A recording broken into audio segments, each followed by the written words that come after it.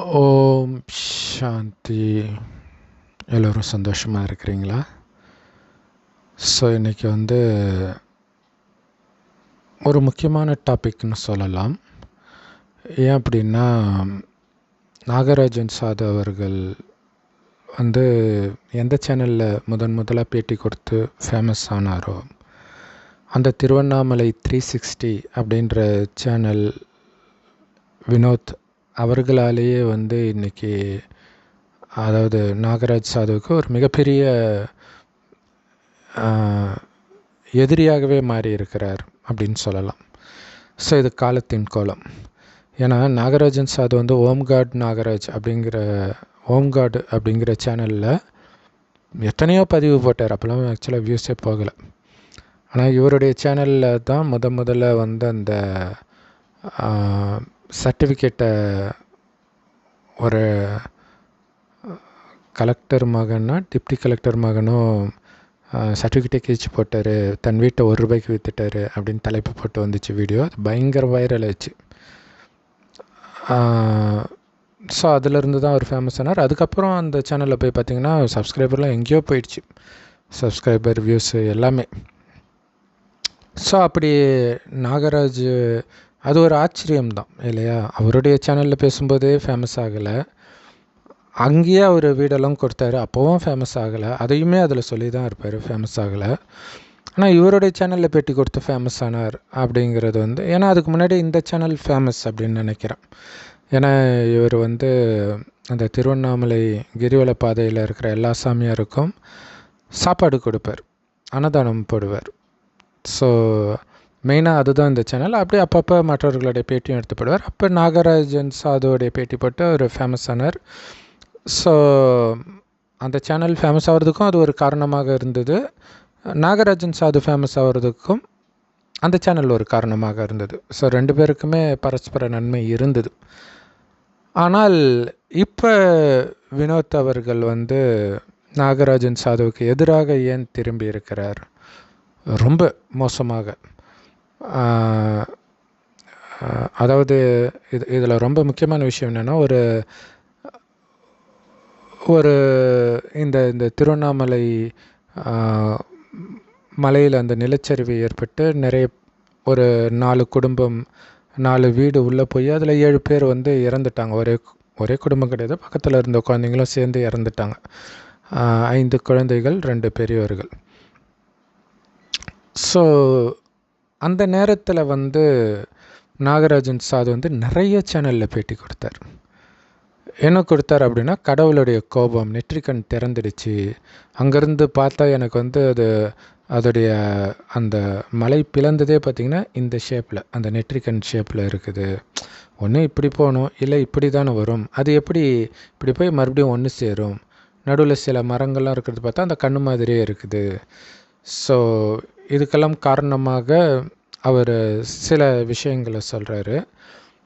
ஒன்று நான் எப்போவுமே சொல்கிறேன், திருவண்ணாமலை டெவலப்பே ஆகக்கூடாது, அப்படியே தான் இருக்கணும், அது யோகம் செய்வதற்கான இடமாக இருக்கணும். ஆனால் இங்கே தமிழர்கள் வறுமையில் வாடுறாங்க, அதனால் தெலுங்குக்காரங்களுக்கு அதை வித்துடுறாங்க. அவங்க ரியல் எஸ்டேட் பிஸ்னஸ் பயங்கரமாக நடக்குது, ஆக்கிரமிப்பு வேறு நிறைய நடக்குது. இது இல்லாமல் விபூதியும் குங்குமம் மிதக்க வேண்டிய இடத்துல மது பாட்டில்கள் மிதக்குது. இந்த நிலச்சரிவில் பார்த்திங்கன்னா நிறைய மது பாட்டில்கள் வந்தது அப்படிலாம் அவர் சொல்லியிருக்கிறார். அடுத்தது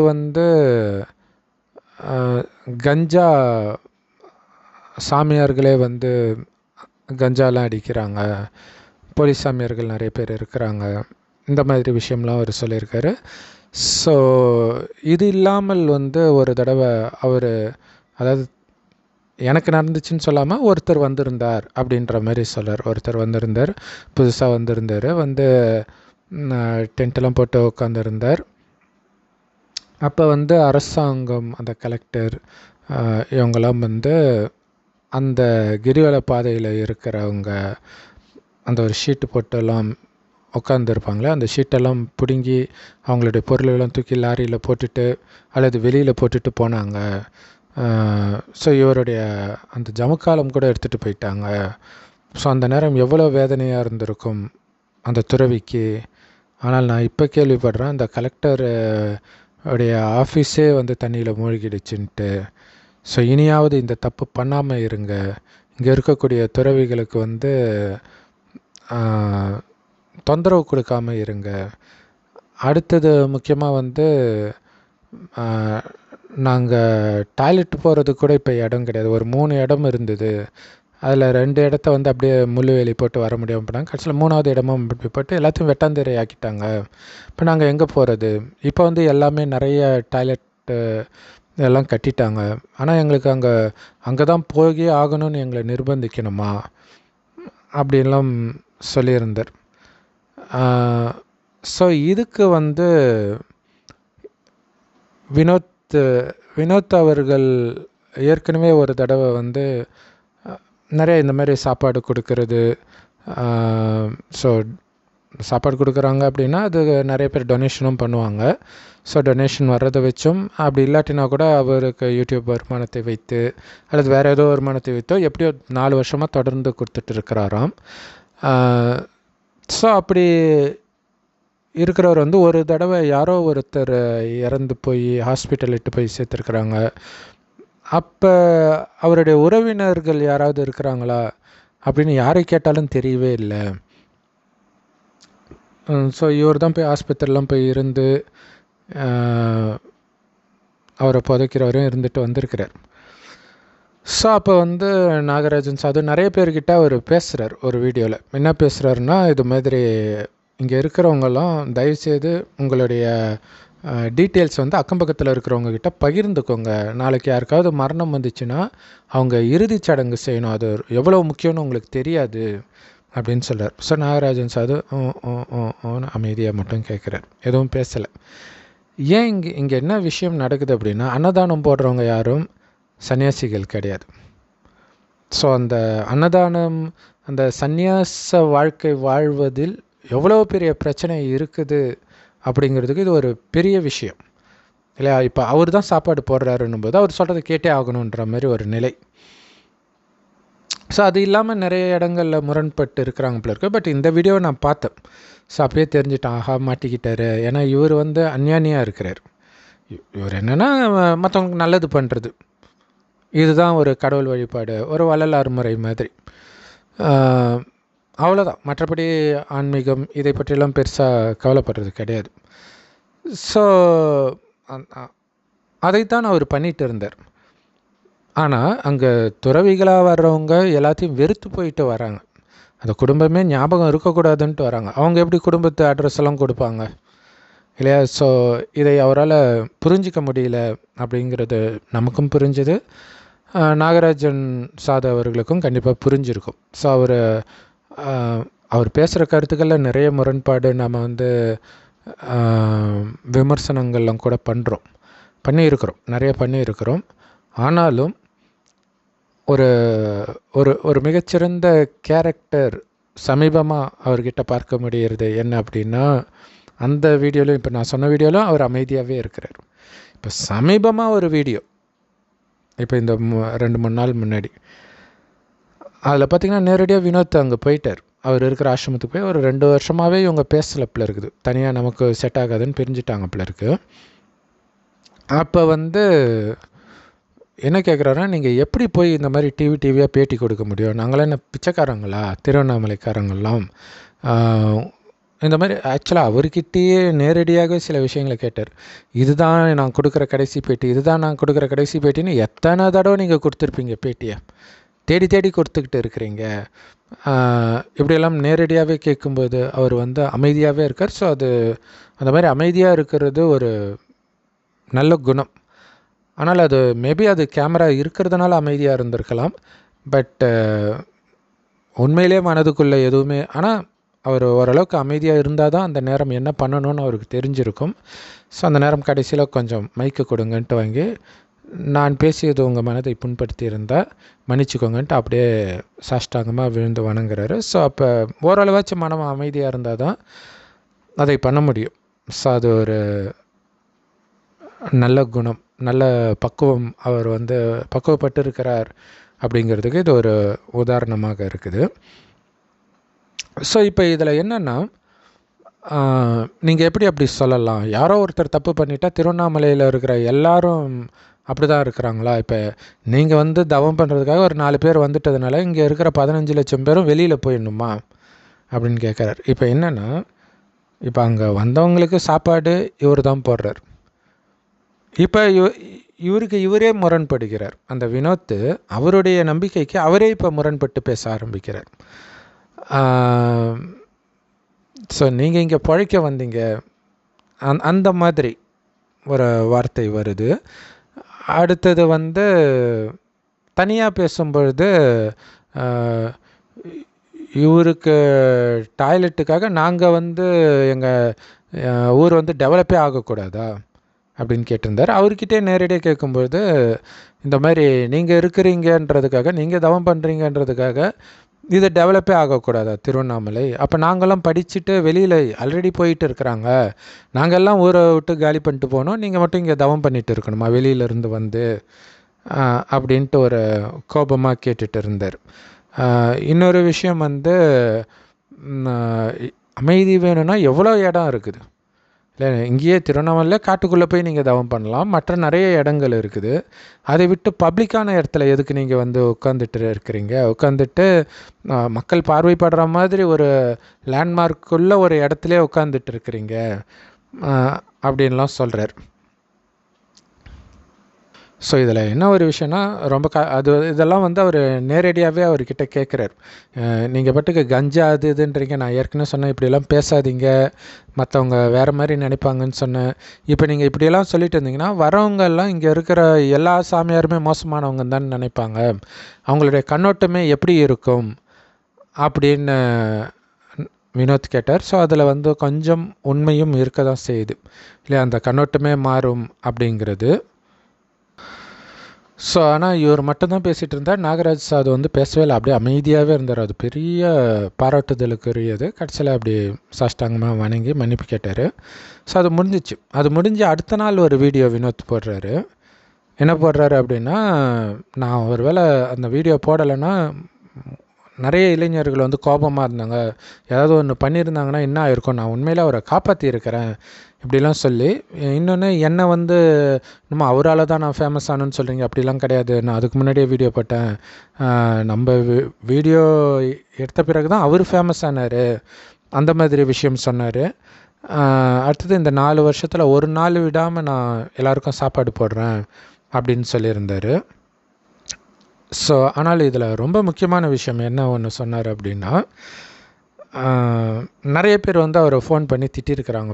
டேய் நீ யாருக்காவது 1 பைசா செலவு பண்ணியிருப்பியாடா, அவர் வந்து 1 கோடி மதிப்புள்ள வீட்டை வந்து 1 ரூபாய்க்கு விற்றுட்டு வந்திருக்காரா அப்படின்ட்டு அவருடைய பக்தர் நாகராஜன் சாது அவர்களுடைய பக்தர் யாரோ திட்டிருக்கிறாங்க போல, நிறைய பேர் திட்டிருக்கிறாங்க போல இருக்கு. ஸோ அதை தான் ஆதங்கமாக ஒரு 2 மணி நேரம் ரிப்ளை வீடியோ போட்டிருக்கிறார். ஸோ அதில் அவர் பக்கத்து அந்த விளக்கம் எல்லாமே கொடுத்தாலும் ஒரு பக்கம் என்ன சொல்கிறாருன்னா, நான் இப்போ எப்படியே விட்டுடலான்னு தான் நினச்சேன், ஆனால் நீங்கள் எல்லாம் ரொம்ப ஓவராக போகிறீங்க அவருடைய பக்தர்கள்லாம். ஸோ இனிமேல்ட்டு வந்து நீங்கள் என்னென்ன பண்ணுறீங்களோ அந்த அளவிற்கு அவர் நிறைய விஷயம் பண்ணியிருக்கிறாரு, அவரை பற்றி எனக்கு நிறைய ஆதாரங்கள் இருக்குது, அதெல்லாம் சொல்ல ஆரம்பிச்சிடுவேன், அப்புறம் அவருக்கு தான் அசிங்கம். ஸோ நாகராஜன் சாது அவர்கள் அவருடைய பக்தர்கள்கிட்ட அமைதியாக இருக்க சொல்லுங்கள் இப்படியெல்லாம் சொல்லியிருந்தார். ஸோ அந்த வீடியோ போட்டதுக்கே மற்றவர்கள் திட்டியது ஒரு காரணம். திட்டினது ஃபோனில் திட்டுறதா சொல்கிறாங்க, ஃபோனில் திட்டாட்டினாலும் கமெண்ட்ஸில் வந்திருக்கும். அந்த அதுக்கு முன்னாடி போட்ட வீடியோ, நாகராஜன் சாது கிட்ட போய் போட்ட வீடியோ கமெண்ட்டே டிசேபிளே பண்ணி வச்சுருந்துருப்பார். ஸோ இந்த கமெண்ட் வந்து அவங்க ரிவ்யூ பண்ணிவிட்டு அதுக்கப்புறம் ரிலீஸ் பண்ணுற மாதிரி போட்டு வச்சுருக்காரு. இதில் முக்கியமான விஷயம் என்ன அப்படின்னா, அந்த கமெண்ட்டில் அவரை திட்டி போடுறது அவருக்கு ட்ரிகர் ஆகுது. இதுதான் பிரச்சனை. இது வந்து நாகராஜன் சாது அவர்களுக்கும் ஒரு பெரிய பிரச்சனையாக அமையுது. இல்லை, ஏன்னா அவர் சொல்கிறாரு, நாகராஜன் சார் அது பெரிய சாமியார்ன்றீங்க, அவர் 1 மணி நேரம் தொடர்ந்து தவம் பண்ணி நான் பார்த்ததே கிடையாது. எப்போ பண்ணாலும் அவரை சுற்றி ஒரு 10 பேர் இருப்பாங்க, அரட்டை தான் அடிச்சிட்டு இருப்பார், இப்படி சொல்கிறார். ஸோ அவருடைய பேரையுமே டேமேஜ் பண்ணுறார். இது இன்னொன்று அவர் அந்த பப்ளிசிட்டி பிரியர், அதனால தான் கூப்பிட்டு இன்டர்வியூ கொடுத்துட்டு இருக்கிறாரு. ஸோ இப்படின்னு இது வரைக்கும் டீசெண்டாக எந்த அளவுக்கு டேமேஜ் பண்ண முடியுமோ அந்த அளவுக்கு டேமேஜ் பண்ணியிருக்கிறாரு. இதை நாம் மெயினாக இதை ஏன் சொல்கிறோம் அப்படின்னா, அவர் ஏற்கனவே ப்ரொஃபஸராக இருந்தார், நல்லா சம்பாதிச்சிருப்பார், சொந்த ஃப்ளாட்டே இருந்தது. அதையெல்லாம் விட்டுட்டு இன்னொருத்தர் கையால் சாப்பிட்டா அது எவ்வளோ பெரிய பாவம்னும், அந்த பாவம் எப்படி நம்மை தொடரும்ன்றதுக்கு, அது ஜென்ரலாக அடுத்தடுத்த ஜென்மத்தில் தொடரும், ஆனால் இதே நேரத்தில் சில வருடங்களில் அது தொடர்றதை நம்ம பார்க்குறோம். ஸோ அதனால தான் கடவுள் சொல்வார், யாரோடும் கணக்கு வழக்கு வைக்காதீங்க. கடவுள் கொடுக்குற ஞானம் இல்லற மார்க்கம், துறவற மார்க்கம் கிடையாது. அதனால தான் இந்து தெய்வங்கள் எல்லாம் ஜோடியாக இருக்கிறதா காட்டுறாங்க. ஸோ அதனால் கடவுள் என்ன சொல்லுவார் அப்படின்னா, மெயினாக பிறவா நிலையை அடையணும் அப்படிங்கிறதுக்காக தான் இந்த மாதிரி தவம் பண்ண போகிறாங்க காட்டுக்கு. இதெல்லாம் அதிலும் நீங்கள் சும்மா இருங்க, தியானம் கூட எதுவும் பண்ண தேவையில்லை அப்படிலாம் நாகராஜன் சார் சொன்னார். ஸோ அதை பற்றி தனியாக ஒரு வீடியோவே போடுறோம். ஸோ அந்த மாதிரி சும்மா இருக்கிறதுனால குணம் மாறாது, அப்படியே தான் இருக்கும் உங்களுடைய குணம். பாவமும் அழியாது, அதுவும் அப்படியே தான் இருக்கும். சந்தர்ப்பம் கிடைத்தால் மீண்டும் அந்த பாவம் செய்யக்கூடிய குணம் வரும். ஏன்னா இப்போ துறவி பலர் முன்னிலையில் இருக்கிறாங்க, அதனால் கொஞ்சம் அமைதியாக இருந்தாலும் உள்ளுக்குள்ளே அந்த குணம் இருக்கும். அதை தூண்டக்கூடிய சூழ்நிலை எப்போ வரும்னா, அடுத்த ஜென்மம் மீண்டும் யாரோ ஒருத்தருக்கு பிறக்கணும்ல, பிறவா நிலையெல்லாம் அடையவே முடியாது. ஸோ இன்னொருத்தருக்கு பிறக்கும்போது அங்கே லௌகீக வாழ்க்கை வாழும்போது மீண்டும் அந்த கலியுக குணங்கள்லாம் வர ஆரம்பிக்கும். இது எதை நிரூபிக்குதுன்னா, சந்நியாச வாழ்க்கை வாழ்ந்ததுனால உங்களுடைய பாவம் கொஞ்சம் கூட அழிக்கப்படலை அப்படிங்கிறத நிரூபிக்குது. ஸோ அதுக்கு தான் கடவுள் என்ன சொல்கிறார், குடும்பத்தில் இருந்துக்கிட்டே நீங்கள் திருமணம் பண்ணாலும் சரி பண்ணாட்டினாலும் சரி குடும்பத்திலே இருங்க. இல்லையா, அப்பா அம்மா இருக்கிறாங்க, மற்றவர்களை பார்த்துக்கிற கடமையெல்லாம் இருக்குது இல்லை, குறிப்பாக அப்பா அம்மாவை. ஸோ அதையெல்லாம் பார்த்துக்கிட்டு அந்த கடமையை முடிச்சுட்டு நீ அங்கேயே இருந்து இறைவன் நினைவில் இருங்கன்ற. இறைவன் செம்பன் நிறமான ஒளி உலகத்தில் நட்சத்திரம் மாதிரி இருக்கிறார். அவர் கடைசி 100 வருடம், உலகம் அழிகிறதுக்கு 100 வருடம் முன்பு ஒரு வயோதிகர் உடலில் இந்த ஞானத்தை கொடுக்கிறார். என்ன ஞானத்தை கொடுக்கிறார்? இந்த பூமி 5000 வருடம் முன்பு சொர்க்கமாக இருந்தது 2500 வருடத்திற்கு. அடுத்த 2500 வருடம் இதே பூமி நரகமாகுது. ஸோ இது 5000 வருட காலச்சக்கரம். கடைசி 100 வருடம் இறைவன் வருவதே மீண்டும் சொர்க்கம் வரப்போகுது. இந்த உலகத்தை, பழைய கலியுகத்தை புதிய சொர்க்கமாக புதுப்பிக்கிற வேலை தான் உலகழிவுன்றது. ஸோ அதுதான் அங்கங்கே நடந்துகிட்டு இருக்குது. இப்போ நீங்கள் பண்ண வேண்டியதெல்லாம் உங்களை ஆத்மான்னு உணர்ந்து பரமாத்மாவை நினைவு செய்யுங்க. ஏன்னா சொர்க்கத்தில் ஒருவரை ஒருவர் ஆத்மான்னு தான் பார்ப்பீங்க தவிர உடம்புன்னு பார்க்க மாட்டீங்க. ரொம்ப அழகாக இருப்பாங்க, ஆனால் காமம், கோபம், பற்று, பேராசை, அகங்காரம்னா என்னன்னே தெரியாது. காரணம், உடல்ன்ற உணர்வே இருக்காது. இந்த உடலை இயக்கக்கூடிய ஆத்மா நான் அப்படின்ற உணர்வில் இருப்பாங்க. ஒருவரை ஒருவர் ஆத்மானே பார்த்து பேசுவாங்க. ஸோ ஆத்மா தான் கண் வழியாக பார்க்குது, வாய் வழியாக பேசுது, எல்லா காரியத்தையும் ஆத்மா, அதாவது உயிர் தான் பண்ணுது. ஸோ அந்த ஆத்மாவிலே கவனம் இருக்கும்போது சதா ஆனந்தமும் அமைதியும் நிரம்பியவர்களாக இருப்பாங்க. காரணம், ஆத்மாவுடைய உண்மையான குணமே ஆனந்தமும் அமைதியும் தான். முதல் 2500 வருடம் அப்படி ஆனந்தமாக இருப்பாங்க. இது இல்லாமல் ஆனந்தத்திற்கு தேவையான அளவற்ற செல்வம், ஒரு சின்ன தலைவலி கூட இல்லாத அளவிற்கு ஆரோக்கியமான உடல், அழகான உடல், நீண்ட ஆயுள் 150 வருடம், திடீர் மரணம்லாம் இருக்கவே இருக்காது. ஸோ அந்த மாதிரி ஒரு மாயாஜால உலகம் மாதிரி இருக்கும். அப்படிப்பட்ட உலகம் 2500 வருடம் கழிச்சு நரகமாக மாறுது, சொர்க்கமாக இருந்த இதே பூமி. ஏன்னா ஆத்மான்றதை மறந்து உடல்ன்ற உணர்வில் வந்துடுறாங்க. இப்போ உடல்ன்ற உணர்வில் வரும்பொழுது தான் ஆத்மாவிலிருந்து வந்த ஆனந்தம் கட்டாகுது. ஸோ ஆனந்தத்தை வெளியில் தேடும் பொழுது காமம், கோபம், பற்று, பேராசை, அகங்காரம் போன்ற அசுர குணங்கள் வருது. புலனின்பத்துக்கு அடிமையாக ஆத்மா சக்தி இழக்குது. இழக்கும்போது தான் இந்த அசுர குணங்கள் வருது. ஸோ அசுர குணம் நிரம்பிய மனிதர்களைத்தான் அசுரர்கள், அரக்கர்கள்னு சொல்லப்படுது. ஆனால் இதே மனிதர்கள் சொர்க்கத்தில் தேவதையாக இருக்கும் பொழுது தெய்வீக குணம் நிரம்பியவர்களாக இருந்ததுனால அவர்கள் தேவர்கள், தெய்வங்கள்னு இன்னை வரைக்கும் கோயில் கட்டுறாங்க. அப்படி இருந்தவர்கள் தான் இப்போ அசுரர் ஆகிட்டாங்கன்ற ரகசியத்தையே கடைசின்னு ஒரு வருடம் சிவபெருமான் வந்து சொல்லும்போது தான் நமக்கு தெரியுது. அதனால தான் அசுரர்கள்லாம் சிவனை நோக்கி தவம் பண்ணுவாங்க இல்லையா? ஸோ இப்போ அதை சொல்லி கொடுக்குறார். என்ன தவம்? ஒன்றும் இல்லை, உங்களை ஆத்மானு வந்து என்னை நினைவு பண்ணுங்க. இப்போ கடவுள் எப்படி இருக்காருன்னு தெரியணும். அது அவரை தவிர யாருக்கும் தெரியாது. அதை சொல்கிறதுக்கு தான் அவரே வரார். கடைசின்னு ஒரு வருடம் ஒரு வயோதிகர் உடலில் வந்து ஆத்மா பூர்வ மத்தியில் நட்சத்திரம் மாதிரி ஜொலிக்குது. அதே மாதிரி நானும் ஒரு ஆத்மா தான். அனைத்து ஆத்மாக்களுடைய அப்பா நான் செம்பொன் நிறமான ஒளி உலகத்தில் நட்சத்திரம் மாதிரி இருக்கிறேன். ஸோ அதை தான் வந்து பரந்தாமம், பரலோகம் அப்படின்னு சொல்கிறோம். ஸோ அந்த அவரை இந்துக்கள் சிவபெருமானும், முஸ்லீம்கள் அல்லானும், கிறிஸ்தவர்கள் பரமபிதானும் சொல்கிறாங்க. ஸோ கடவுள் ஒருவரே. கடைசின்னு ஒரு வருடம் ஒரு வயோதிகர் உடலில் வந்து அந்த வயோதிகருக்கு பிரம்மா அப்படின்னு பேர் வைக்கிறார். ஸோ பிரம்மா வாய் வழியாக இறைவனுடைய ஞானத்தை கேட்டு காமம், கோபம், பற்று, பேராசை, அகங்காரத்தை யாரெல்லாம் வெல்கிறார்களோ, அதற்கான முயற்சியில் ஈடுபடுகிறார்களோ அத்தனை பேரும் பிரம்மா குமார் குமாரிகள். அதாவது சிவனுடைய நேரடி குழந்தை. ஆனால் பிரம்மா மூலமாக இறைவனுடைய ஞானத்தை கேட்கறதுனால பிரம்மாவுக்கும் குழந்தைகள். அதனால தான் பிரம்மா குமார் குமாரிகள் அப்படின்னு சொல்லப்படுது. ஸோ இறைவன் கொடுக்குற ஞானத்துடைய சாரம் உங்களை ஆத்மானு வந்து சிவபரமாத்மாவை எவ்வளோ முடியுமோ அவ்வளோ நினைவு பண்ணிக்கிட்டே இருக்கணும். அவர் இருக்கிற இடம் செம்பொன் நிறமான உலகம் இல்லையா? ஸோ செவ்வானத்தில் நட்சத்திரம் மாதிரி இறைவனை நினச்சிக்கிட்டே இருக்கணும். இவ்வளோ தான் கடவுள் கொடுக்குற ஞானம். இதை நீங்கள் குடும்பத்தில் இருந்துக்கிட்டே, வேலைக்கு போயிட்டு, சதா நினைவில் மட்டும் இருந்துக்கிட்டே இருக்கணும். ஸோ அப்படி இருந்தால் இந்த பிரச்சனையில் அவர் நாகராஜன் சார் சிக்கியிருக்க மாட்டார். ஏன்னா அவர் கண்ணு முன்னாடியே போய் நேரடியாகவே கேட்குறாரு. எத்தனை தடவை பேட்டி கொடுக்க மாட்டேன், இதான் கடைசி பேட்டின்னு சொல்லியே பேட்டி கொடுக்குறீங்களே, வாக்கு மீறுறீங்கல்ல நீங்கள், இப்படின்னு நேரடியாகவே கேட்குறது எவ்வளோ பெரிய தண்டனை இல்லையா? ஸோ அடுத்த தடவை இன்னொரு பேட்டி கொடுக்கும்போது அவருக்கு அது மனசாட்சியும் உறுத்தும். ஸோ இப்போ இவர் பேசுகிறாருன்னா இதை அந்த வீடியோ நிறைய பேர் பார்த்துருப்பாங்கன்னு அவருக்கு தெரியும். ஸோ இதுவே அவருக்கு பெரிய மன உளைச்சலை கொடுக்கும்.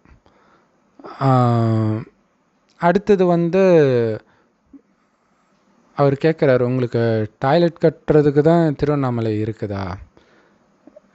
இங்கே வந்து அவன் வீட்டை அவனுக்கு என்ன காசு தேவையோ அவன் விற்கிறான். அவன் என்ன அரசாங்க சொத்தையா விற்கிறான் அப்படின்ட்டு அதை சொல்லியிருந்தார். அடுத்தது ஆக்கிரமிப்புன்றது ஒரு 70-80 வருஷமாக இருக்கிறாங்க. இப்போ திடீர்னு போங்கன்னா எங்கே போவாங்கன்ட்டு ஒட்டுமொத்தமாக எல்லாருமே திட்டுறார். அந்த ஆக்கிரமிச்சாங்க அப்படின்னு சொல்லி நிறைய பேர் வீடியோ போட்டிருந்தாங்களே. ஸோ அவங்க பேரை சொல்லாமல் ரொம்ப கடுமையாக எந்த ஜோசிக்காரன் யாராவது பாசிட்டிவாக பேசுகிறீங்களா, எந்த நேரமும் உலகம் அழிய போகுது, எல்லாத்துக்கும் சிவன் நெற்றிக்கண்ணை திறந்துட்டார், இப்படியே பேசிகிட்டு இருக்கிறீங்க, மனுஷனும் ஒன்று பிறந்தா அழிவு இருக்க தான் செய்யும் அப்படின்ட்டு. அதாவது அடுத்த செகண்டே அவரே அப்படியே மாறியும் பேசுகிறார். அழிவுன்னு பேசுகிறீங்கன்னா அழிவு இருக்க தானே செய்யும் அப்படின்னும் அவரே சொல்கிறாரு. ஸோ ஏதோ ஒன்று அவர் பேசணும்னு நினைத்து ஒரு ஒன்றுக்கொன்று அவர் பேசுகிறதுலே வந்து முரண்படுறதை பார்க்க முடியுது. ஸோ அது ஆரம்பத்துலேருந்தே அவர்கிட்ட அந்த முரண்பாடு இருக்கிறத வந்து பார்க்க முடிஞ்சுது.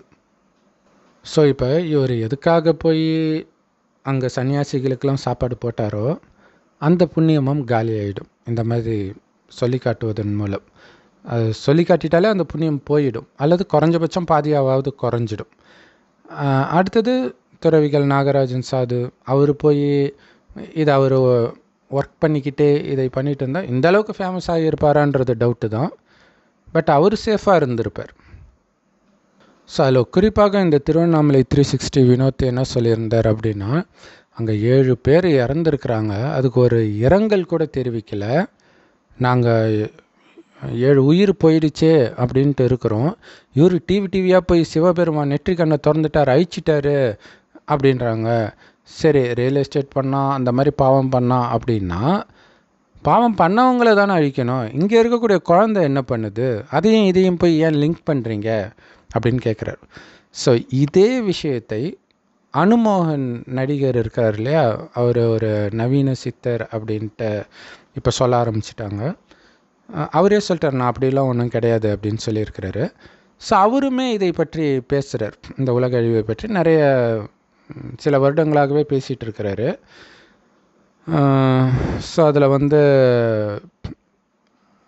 பூமி கடலாகும், கடல் பூமி ஆகும், இப்படிலாம் பேசியிருக்கிறார். இது இல்லாமல் ஏதோ ஒரு பேட்டியில் பேசியிருக்காரு போல இருக்குது. என்னென்னா அந்த வயநாடு நிலச்சரிவுக்கு காரணம் வந்து அங்கே யானையை கொன்னாங்க. அது நடந்து ஒரு 5-6 வருஷம் இருக்கும்னு நினைக்கிறேன். யானைக்கு வெடி வச்சு கொன்னாங்க இல்லையா. அது எதையோ சாப்பிட போய் வச்சு செத்து போயிருக்கு. ஸோ அதனால தான் இது நடந்துச்சுன்னு சொல்கிறீங்க. ஸோ யானையை கொன்று இருக்கக்கூடாது தான், அது பாவம் தான், இல்லைன்னு சொல்லலை. ஆனால் இந்த மாதிரி நேரத்தில் இப்படி இத்தனை உயிர், அதாவது அதை வச்சவனுக்கு தானே பிரச்சனை வரணும். அந்த மக்கள் என்ன பண்ணாங்க அப்படின்னு கேட்டார். அதுதாங்க கடவுள், அப்படி தாங்க பண்ணுவார், இயற்கை தாங்க கடவுள் அப்படின்ட்டு அவர் நிறைய விஷயங்கள் சொன்னார். இதேமாதிரி பல்லியெல்லாம் சாவடிக்கிறாங்க, ஸோ அந்த பாவம் எல்லாமே வரும். அதேமாதிரி அந்த சுயநலத்தினால காட்டை அழிக்கிறது, இந்த மாதிரி விஷயங்கள். ஸோ ஆன்மீகம் சயின்ஸு ரெண்டுத்தையும் கலந்து பேசிகிட்டு இருந்தாங்க. இங்கே முக்கியமான ஒரு கேள்வி, தப்பு பண்ணவன் நல்லா இருக்கிறான், ஒன்றுமே பண்ணாதவனுக்கு ஏன் தண்டனை? ஸோ இதுதான் 2 பேருடைய இன்டர்வியூலுமே கேட்கப்பட்ட பொதுவான கேள்வி. இவங்க என்ன பண்ணாங்க அப்படிங்கிறது. ஸோ அதுக்கு வந்து அனுமோகன் கரெக்டாக சொல்லிட்டார். இவர் வந்து அவர் வினோத்தோடைய மனநிலை அங்கே வேறு மாதிரி இருக்குது.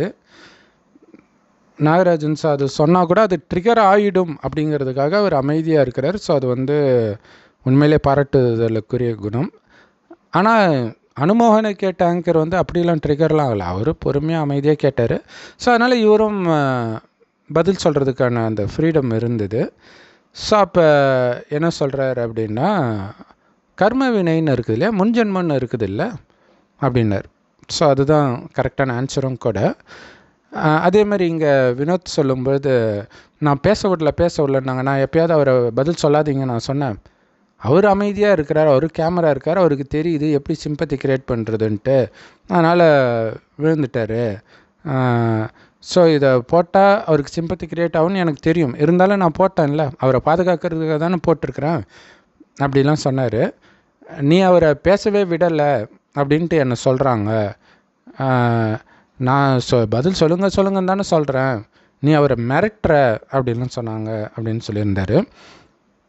நான் இயல்பாகவே சத்தம் போட்டு பேசக்கூடியவன், ஸோ அதனால் உங்களுக்கு அப்படி தெரிஞ்சிருக்கலாம் அப்படின்னு சொன்னார். பட் ஆனால் உண்மையிலே வந்து அங்கே கொஞ்சம் அவர் பதில் சொல்லி ட்ரிகர் அதிகமாகும். கணவன் மனைவி சண்டையிலே சில குடும்பங்கள் அப்படி இருப்பாங்க, கணவனோ அல்லது மனைவியோ, ஒருத்தர் கத்துவாங்க, இன்னொருத்தர் அமைதியாக இருப்பாங்க. ஏன்னா அவங்களுக்கு தெரியும் திரும்பி ஏதாவது பேசுனா இது பயங்கர ட்ரிகர் ஆகும் அப்படின்ட்டு. ஸோ அதில் வந்து நாகராஜன் சார் அவர்கள் வந்து ரொம்ப அற்புதமாக ஹேண்டில் பண்ணியிருக்கிறாங்க.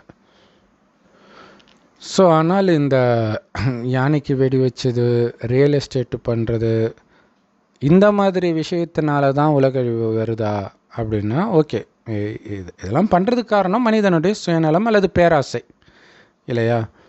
ஸோ இந்த பேராசையினால் இதை மட்டும் பண்ண போகிறதில்ல, நிறைய விஷயங்கள் பண்ணுவாங்க. குறிப்பாக காமம், கோபம், பற்று, பேராசை, அகங்காரம், அதில் முக்கியமானது காமம், அதுதான் முக்கியமான விஷயம். ஸோ அதனால் மனிதனுடைய பாவம், காமம்ன்றது வந்து போய் ரேப் பண்ணுறது அப்படிங்கிறது மட்டும் கிடையாது, அல்லது விபச்சாரிக்கிட்ட போகிறது அது மட்டும் கிடையாது, இல்லை கள்ள தொடர்பில் இருக்கிறது அது மட்டும் கிடையாது. கணவன் மனைவிக்கு இடையில் இருக்கக்கூடிய காமம் கூட பாவம் தான். ஏன்னா அந்த பாவத்துடைய நீட்சி தான் கள்ளத்தொடர்பு, பாலியல் குற்றம், குழந்தை, வயதானவர்கள், வயது வித்தியாசம் இல்லாமல் கற்பழிப்பு நடக்கிறது. இதுக்கெல்லாம் காரணம் என்னென்னா, இங்கே ஒன்ஸ் வந்து அந்த காமத்தின் போதை வந்துடுச்சு அப்படின்னா யாரை பார்த்தாலும் அந்த எண்ணமே வரும். ஸோ அதனால தான் அது மிகப்பெரிய எதிரின்றார். அதை வெல்லக்கூடிய வழி இறைவனுடைய நினைவினால் மட்டுமே சாத்தியம். இறைவனுடைய நினைவும் இறைவன் கொடுக்குற ஞானத்தையும் கேட்கணும். அது எல்லா பிரம்மகுமாரிகள் ராஜயோக தியான நிலையத்திலும் முற்றிலும் இலவசமாக கிடைக்குது. யூடியூப் வெப்சைட்ஸ்னு இருக்குது, அதோடைய லிங்க் இந்த வீடியோக்கு டிஸ்கிரிப்ஷனில் கொடுக்குறோம், அவசியம் பார்த்து பயன்பெறுங்கள். ஸோ இந்த மாதிரி இருந்தால் நாங்கள் எப்படி தவம் பண்ணுறது அப்படின்னு நாகராஜன் சார் அவர்கள் சொன்னாங்க. ஸோ இன்னொன்று தவம்னு ஒன்று கிடையவே கிடையாது அப்படின்னும் ஒரு பேட்டியில் சொன்னார். ஒரு குழந்தைக்கு லட்டு சாப்பிட்டா அமைதியாகுதா, அதுதான் தியானம் இப்படின்னு சொல்கிறார். ஸோ அது மாதிரி எனக்கு பேசுகிறது தான் பிடிச்சிருக்கு, இதுதான் தியானம் அப்படின்ட்டு அதுக்கு ஒரு டெஃபினேஷன் சொல்கிறார். ஸோ இதுக்கு என்ன டிஸ்டர்பன்ஸ் ஆக போகுது இல்லையா? எப்படியோ மக்கள் வர போகிறாங்க, சுற்ற போகிறாங்க, இவர் கூட பேச தான் போகிறாங்க. ஸோ வெளியில் இருக்கக்கூடிய விஷயங்கள், உலக அழிவு, இது எல்லாமே கண்டிப்பாக நடந்தே தீரும். ஏன்னா நடக்கிறதுக்கு முன்னாடி தான் கடவுளே வர்றார். கடைசின்னு ஒரு வருஷம் வந்து 88 வருஷத்துக்கு மேலே ஆயிடுச்சு. ஸோ அழிவை தடுக்க முடியாது. ஆனால் நம்ம ஒன்று பண்ண வேண்டியது, அழிவற்றது ஆத்மா. அந்த ஆத்மாவை தூய்மைப்படுத்தி வரப்போகிற சொர்க்கத்திற்கு போக முயற்சி பண்ணணும். மற்றபடி பிறவா நிலைன்னு ஒன்று கிடையவே கிடையாது. வேணால் சொர்க்கத்திற்கு வராமல் நீங்கள் மேலேயே இருப்பீங்க கொஞ்ச நேரத்துக்கு தற்காலிகமாக. அப்புறம் சொர்க்கம் முடிந்த நரகம் வந்த பிறகு நீங்கள் வந்து தான் ஆகணும். ஸோ இறைவன் வருவது உங்களை முக்திக்கு அழைச்சிட்டு போகிறது மட்டும், முக்தினா கடவுள்கிட்ட அழைச்சிட்டு போகிறது, அதுக்கு மட்டும் இல்லை, அங்கேருந்து சொர்க்கத்துக்கு அனுப்புறதுக்கு. ஏன்னா சொர்க்கம் தான் கடவுள் கொடுக்குற ஆஸ்தி. அது கொடுத்ததோடைய நன்றியாகத்தான் அவரை நம்ம வழிபடவே செய்கிறோம். அவர் எதுவுமே கொடுக்கலன்னா அவரை நம்ம வழிபட மாட்டோம். அவர் இது வரைக்கும் வந்ததே இல்லைன்னா அவரை பற்றி நமக்கு தெரிஞ்சே இருந்திருக்காது. சிவன் வந்ததோடைய நினைவாக தான் சிவராத்திரி கொண்டாடுறோம். எந்த இரவில் வந்தார்? கலியுக அஞ்ஞான இரவில் இருக்கிறோம். அப்போ வரார். சத்தியுக பகலை உருவாக்குறதுக்காக ஞான சூரியன் சிவபெருமான் ஒரு வயோதிகர் உடலில் வந்து இந்த ஞானத்தை கொடுக்கிறார். வந்து அற்புதமான எளிமையான வழி சொல்கிறார் தூய்மை ஆகிறதுக்கு. ஆத்மான்னு வந்து பரமாத்மாவை நினைவு பண்ணிக்கிட்டே இருங்க. எந்த காரியம் செய்தாலும், நின்னாலும் உட்கார்ந்தாலும் நடந்தாலும் கூடவே இறைவன் கொடுக்குற ஞானமாகிய முரளி கேளுங்க. ஏற்கனவே சொன்ன மாதிரி எல்லா பிரம்மகுமாரிகள் ராஜயோக தியான நிலையத்திலும் முற்றிலும் இலவசமாக கிடைக்குது. யூடியூப் வெப்சைட்ஸில் இருக்குது. அதோடைய லிங்க் இந்த வீடியோக்கு டிஸ்கிரிப்ஷனில் கொடுக்குறோம். அவசியம் பார்த்து பயன்பெறுங்கள். ஓம் சாந்தி. தேங்க்ஸ் ஃபார் வாட்சிங். ஸோ இன்னொரு முக்கியமான விஷயம் என்னென்னா, இந்த மாதிரி மற்றவர்கள்கிட்ட சாப்பாடு வாங்கும் பொழுது அவர்களுக்கும் உங்களுக்கும் கணக்கு வழக்கு உண்டாயிடும்.